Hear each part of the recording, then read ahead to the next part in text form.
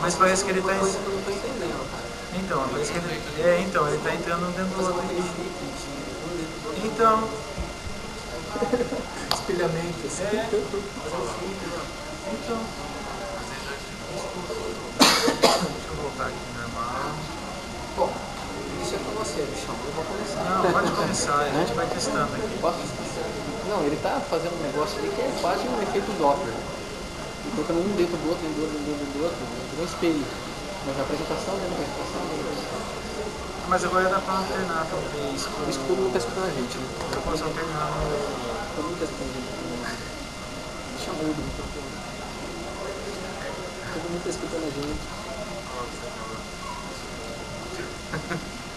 Não vai, não chora, não. Gente, se a gente sobe, a gente vai ficar com muito silêncio. No quarto da gente. Choque de realidade. Choque de reação. Choque de realidade. É o eu que eu acredito ser e o eu que alguém sou. Eu acredito o eu escreve, não está falando. O eu escreve é tudo excessivo. O eu escreve mesmo. É o índio. É o índio, é o eu escreve.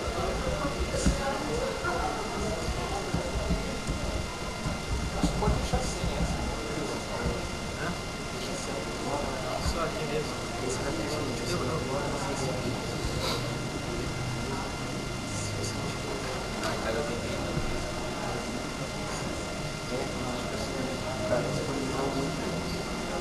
Eu passo aqui. Eu já passei, eu passei como...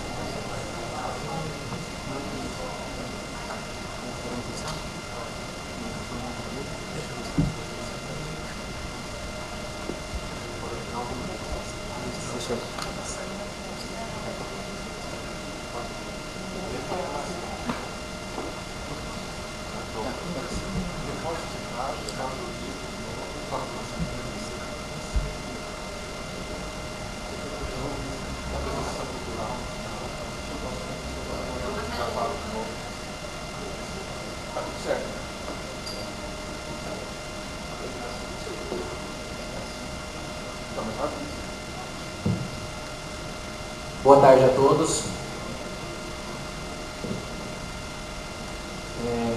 De novo, vou informar vocês algumas atividades no final da tarde. Não esquecendo que teremos sorteio do Vale Livro da Unesp, onde quem for premiado, quem estiver presente, é um vale R$100 que pode trocar por qualquer obra a esse preço na Editora Unesp. Foi oferecido pela Editora Unesp. Também a professora Silvana, a professora Lídia, a professora Virgínia vão dar aí para fazer o sorteio de 2 exemplares, um para quem estiver presente e um para quem estiver presente online, de maneira online, né?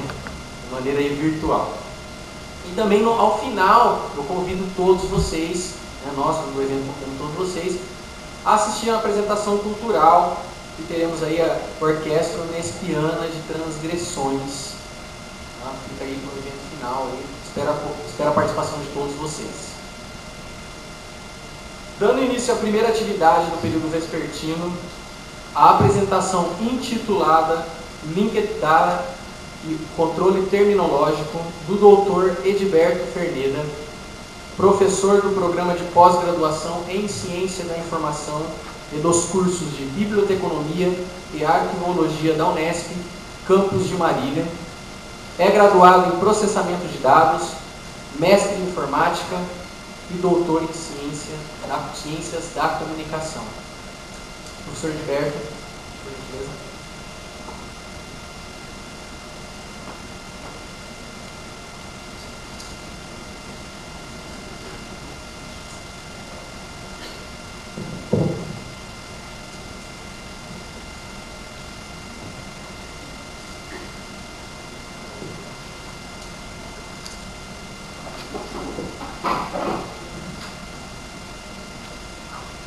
Boa tarde a todos.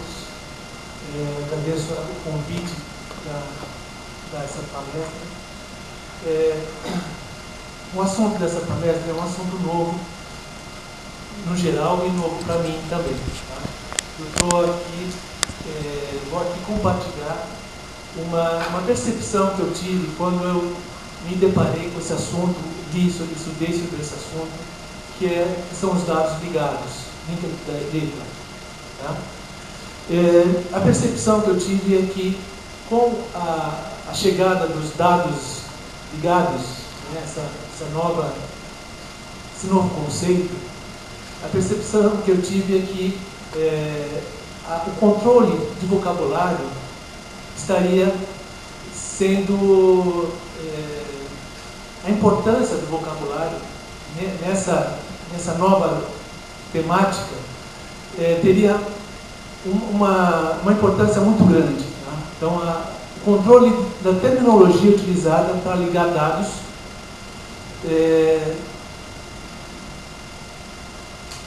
começa a ter um valor muito maior do que na web, na internet atual. Então, a web dos dados necessita de um controle de vocabulário muito maior do que a web dos documentos. Tá? Então, essa percepção que eu queria compartilhar. Então, quando me deparei com esse assunto, né, dados ligados, a primeira coisa que me veio à mente foi o Vannevar Bush. Né, que primeiro, né, entre outros, mas ele falou que a ligação entre informações, entre dados, é o caminho para o conhecimento, é a ligação, os enlaces. Tá? Ele chamou, em vez de links, ele chamou de trilhas. Né? Então, o Vannevar Bush foi o primeiro que tentou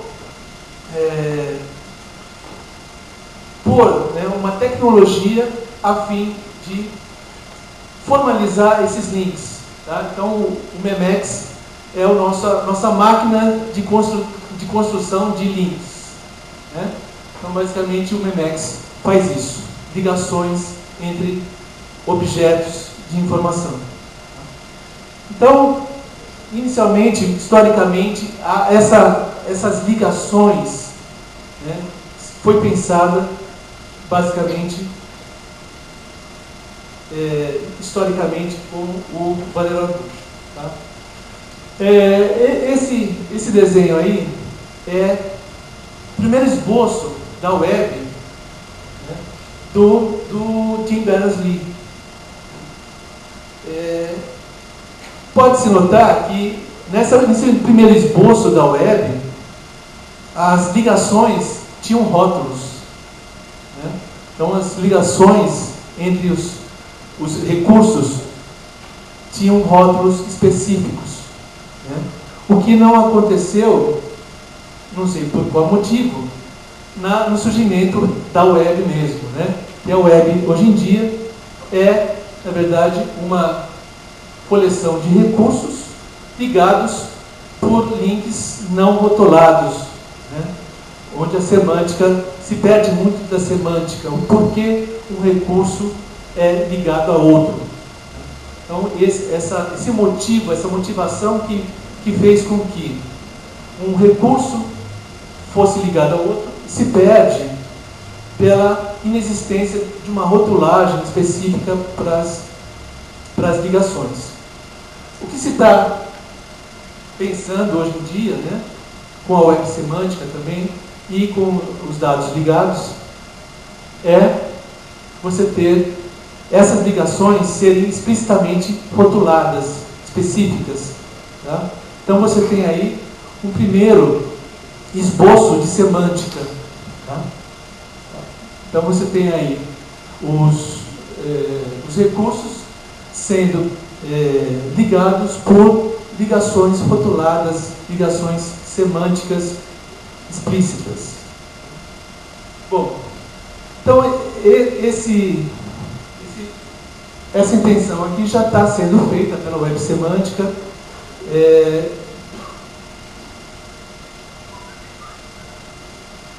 E nós temos, apesar da web semântica estar em desenvolvimento, o que nós temos hoje ainda é a web de documentos, chamada web de documentos, onde você tem documentos ligando outros documentos. Tá? Não se sabe, não se tem uma definição explícita por que um documento se liga a outro. Tá? Simplesmente existe um link que se reporta a outro documento. As imagens, você tem as imagens, não diz claramente do que se trata as imagens. Você tem as imagens, você tem gráficos e tudo mais, mas você não tem uma definição explícita do que se trata aquela imagem, por que ela está ali. Né? Então, a web de documentos, né, tem alguns problemas sérios em relação ao processamento por computadores. Né? Então as pessoas não estão interessadas em documentos, mas em informações que estão neles. Né?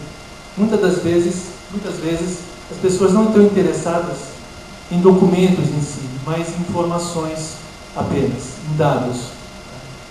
As pessoas podem facilmente analisar documentos para extrair informações, mas computadores não têm essa capacidade. Além disso, as páginas HTML são bem pobres em semântica. Né? Então você tem o HTML define a estrutura dos documentos, mas não as suas informações. Então você tem a definição da estrutura do visual, da aparência da página, mas as informações não têm uma definição explícita no interior das páginas web. Então, fica difícil para as máquinas, para os computadores, entenderem, né, de certa forma, o que de informação existe dentro das páginas HTML.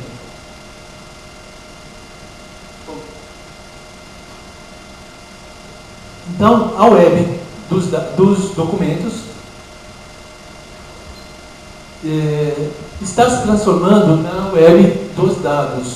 Então, o que seria a web dos dados. Então, o que eu entendi dos meus estudos, das minhas leituras, é que a web dos dados tenta fazer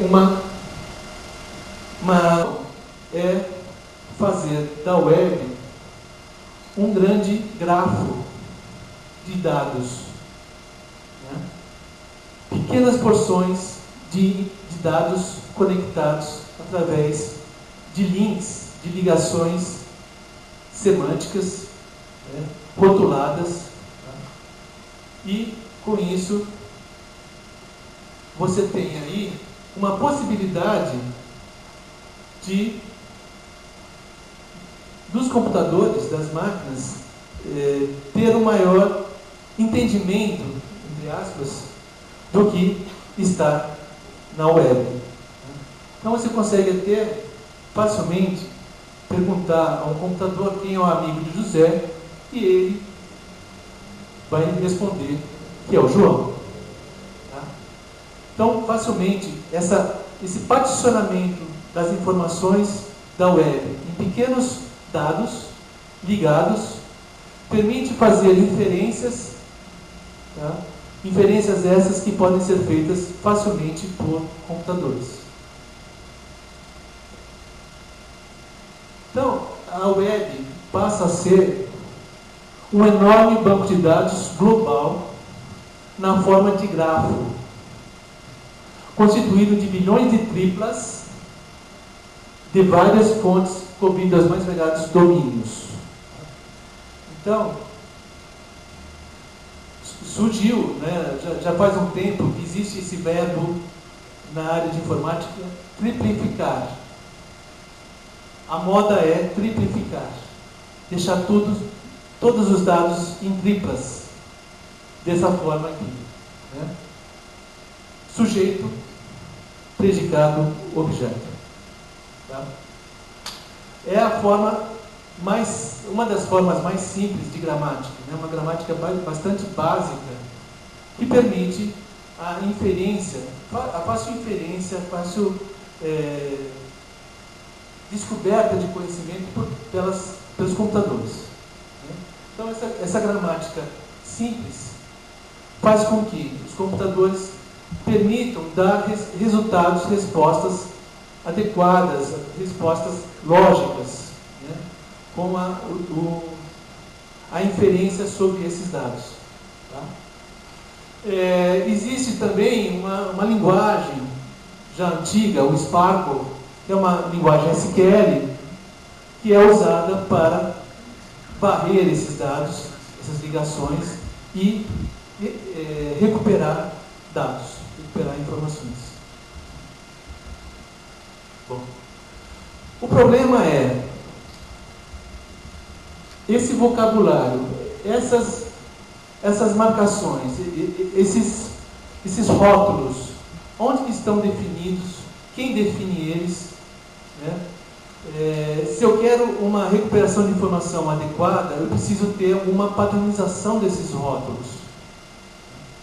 Quem que padroniza esses rótulos? Qual é o vocabulário utilizado para se definir essas triplas? Existe na web vários vocabulários recomendados pela W3C e eles são utilizados dependendo do que você quer apresentar, do que você quer ligar, quais os dados, qual o tema dos dados que você quer conectar. Tem o Friend of a Friend, que tem um vocabulário próprio para escrever pessoas. Tem o Dublin Core, que a gente conhece bem, o SCOS, tem esse outro vocabulário que eu conheço, que é para representar comunidades online. Tem o DOPE, vocabulários para descrever projetos, Music Ontology, Creative Commons, também vocabulário para descrever termos de licenças. Tá? Então tem vocabulário para todos os assuntos que você utiliza para rotular as suas ligações.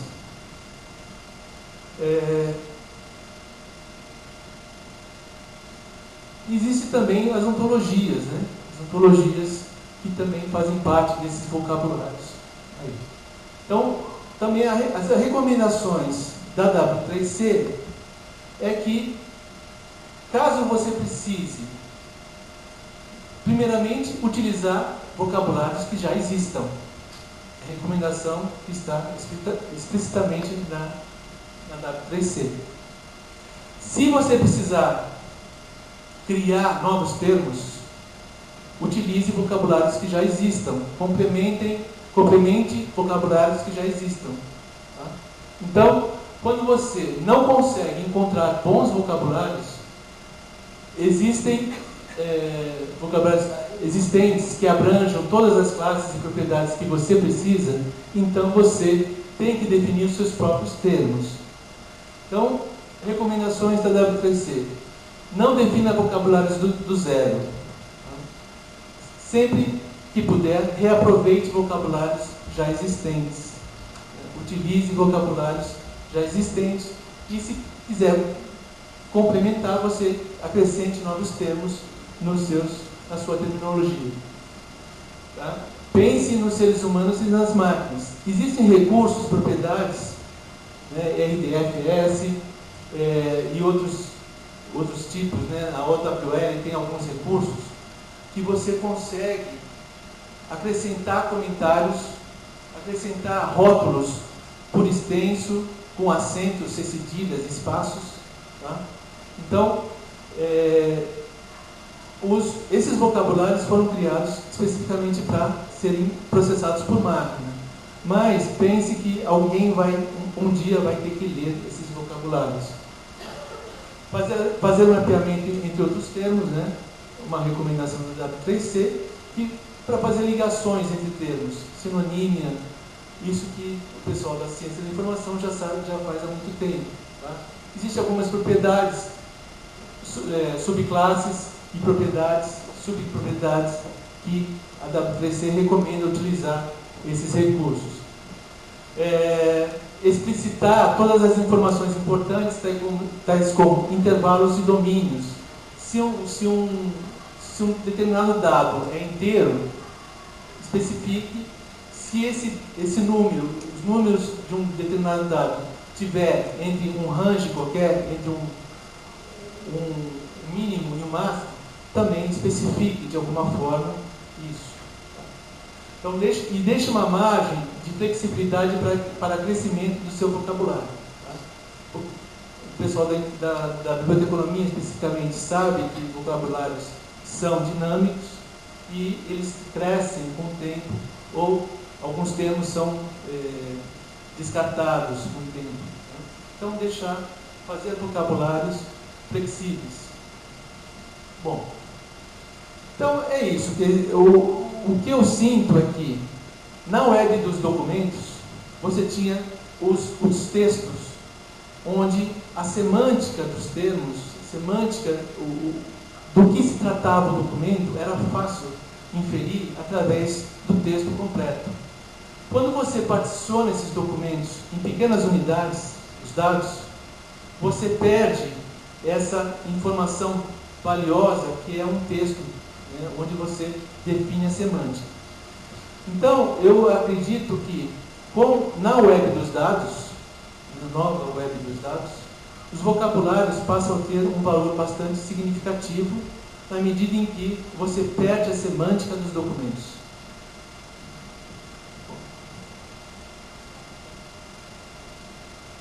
Bom, enfim, a web dos dados permite maior expressividade das representações dos recursos disponíveis na web. Maior expressividade por quê? Porque você triplificou, você converteu a semântica a um nível bastante básico, que é as triplas, sujeito, predicado, objeto. Que para um computador inferir informações em cima de triplas é bastante fácil. Tá? Então, necessidade, nesse contexto da web dos dados, eu acredito que necessite um maior controle de vocabulário e da terminologia utilizada nas representações dos recursos e nas ligações, né?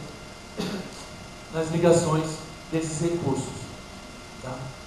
Então, você tem um conjunto de vocabulários já existentes.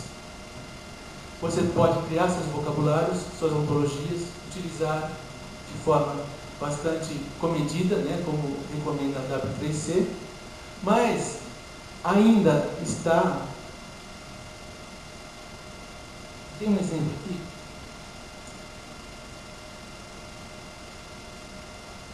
Tem um exemplo aqui que eu retirei de um artigo. Eu fiz uma representação de uma estrutura RDF de um artigo Marcondes, professor Marcondes. Eu só queria citar aqui. Basicamente, para definir o recurso Machado de Assis, Machado de Assis está representado por um site, tá? Esse site aqui. Vamos ver se eu vou ali. Então, o Machado de Assis, no RDF, está representado por esse site aí.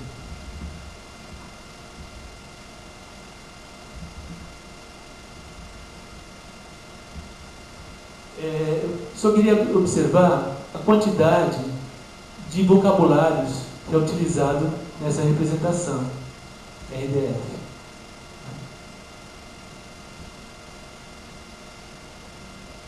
Aqui,